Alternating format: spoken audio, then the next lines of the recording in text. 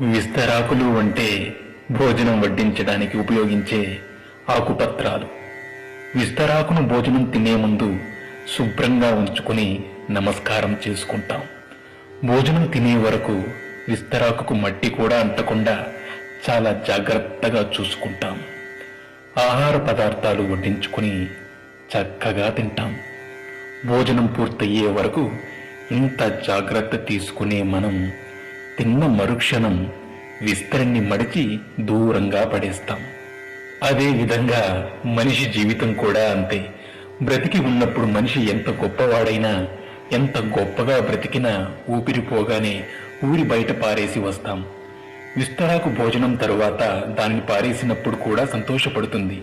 ఎందుకంటే పోయే ముందు ఒకరి ఆకలి తీర్చినందుకు సంతృప్తి పడుతుందట. విస్తరాకుకు ఉన్న ఈ మంచి గుణం మనుషులకు కూడా ఉండాలి. సేవ చేసే అవకాశం వచ్చినప్పుడు మనమంతా సేవ చెయ్యాలి.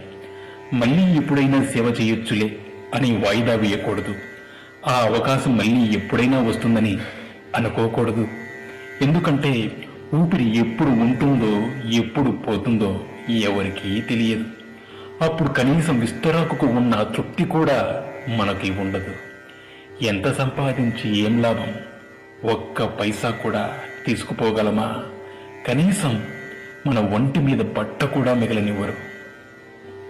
అందుకే ఊపిరి ఉన్నంత వరకు నలుగురికి ఉపయోగపడే విధంగా జీవించాలి. ఇదే జీవిత పరమార్థం. Thanks for watching. Please subscribe.